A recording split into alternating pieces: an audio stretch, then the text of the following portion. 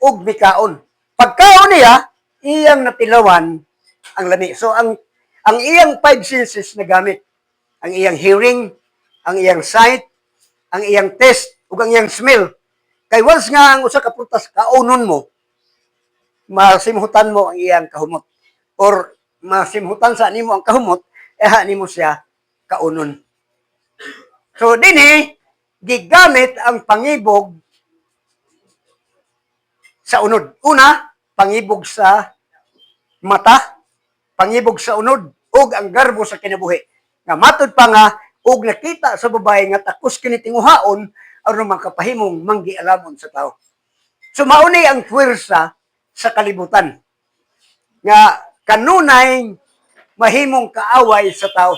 Ang pangibog sa unod, ang pangibog sa mata, ug ang garbo sa kinabuhi.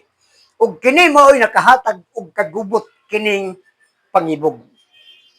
Kining sala. Nag-ingon ang Biblia nga ang paglapas sa sugo mao ang sala. So ang sala mo'y paglapas sa sugo. So ang sugo sa Dios nga dili ka magkaon, mikaon ang tao. So nakasala sila kay ilang gilapas ang sugo. Sa diha nga nakasala sila, nahimo silang ulipon sa sala. Sumala sa Juan 8:34. Asa man tong basa ni? Sa Japit man siguro? Ha? Kinsa man magbasa ning 8:34? Kuya. Nalipat. Si Jesus nito ba kanila sa pagkamatuod nagaingon ako kaninyo nga aron tagsa-tagsa nga magpakasala ulipon sa sala. Okay. Ang Ginoong Hesus nagingon, ang tagsa-tagsa nga nagabuhat sa sala, ulipon sa sala. So sa diha nga nakasala ang tao, nahimo silang ulipon sa sala. Kaya nakasala man sila, nahimo silang ulipon. Unya kay ang Dios nahigugma man gid sa tao. Nganuman, tungod kay sayang ang kinabuhi. Una, ang kinabuhi sa tao gikan sa kinabuhi sa Dios. Gikan sa gininhawa sa Dios, gihuyop sa tao. Unya, mawagtang lang. So gusto niya ning luwason niyang i-rescue. Sa paagi, nga dili siya mismo ang manaog, kundi doon na siya ipadala nga gitawag og anak. Apan kining anak, matod pa, ako ang amahan, usara. So dili sila lahi. Dili sila lahi. Wala ito nul sa bitin ang Mansanas. sa mansanas. Wala. Sa pa si Eva mo'y Mao gini kuha. So mana? Voluntaryo niya. Voluntaryo. Voluntaryo. Pero naguna sa siya nga si Dios. Kanang persuade. Okay, sa kahintang ni Eva o kang Buddha, rin siya man kay gitunon man sa iya ni Ginoong Hesus ang baso.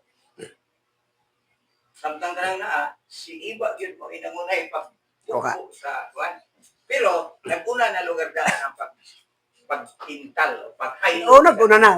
Gihaylo na gaan. Gigamit ang iyang sinsis. Ang iyang senses. Kaya ang kaluyahon sa tao, ang kaluyahon sa unod, mao ang atong senses. Ang atong bodily appetite, mao'y atong weakness sa lawas. Bodily appetite na to. Atong mga senses. Maori ang atong weakness. Kining mga marites, ang weakness nila, ang ilang dalunggan. O kining mga tabian, ang ilang baba. Kadtong mga sikmanyak, ang ilang unod. Mga kining fornication. So, gigamit ang kung asa ang atong weakness. So, dili by force ang Dili. gihimo ni Satanas. Dili. Kay siya man mismo ang Siya may mikuha. kabot. Siya may mikuha. Matuka. O O gikuha niya, o gikaon. So, ang gawas na si Satanas, baby, siya. Ano po ito nol mo kay ingon sa Biblia. Wala iyang ang pagtintal, ang Diyos dili manintal, o wala ikaw iyang tintalon. Si Satanas, dili pwedeng tanang tentasyon na itabo sa tao, imong ipasangil sa iya. Kung mauman. siya man pre ang utok. Ang utor. Siya may utok. Sulaktot, siya ang mastermind. Unya, tungod kay babae na natintal man, tungod lagi sa weakness sa unod, nainganyo gyud siya. So, nakasala.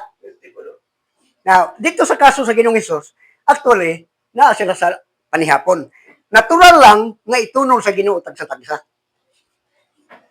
Itunol tagsa-tagsa. Pero daan na sila nagpasidaan. Ang tunulan nako ni ini, siya ang magbudhin ako. So, dili gihapon to, ingon ta nga, di ko sa Ginoo, daan na itong nasulat. Daan ang nasulat. Nga, mao gito. Oo. So, kung imong tanawon, daghang butang nga gusto nimong makita nga musantop sa unahon na bisan kinsa ang daghanang pangutana. Unya daghanang butang nga mahimong hinungdan nga basulanan. Pero kung tanawon nimo kasaysayan, mulugdong gyud kung asa nagsugod, dito gyud ni sayawa.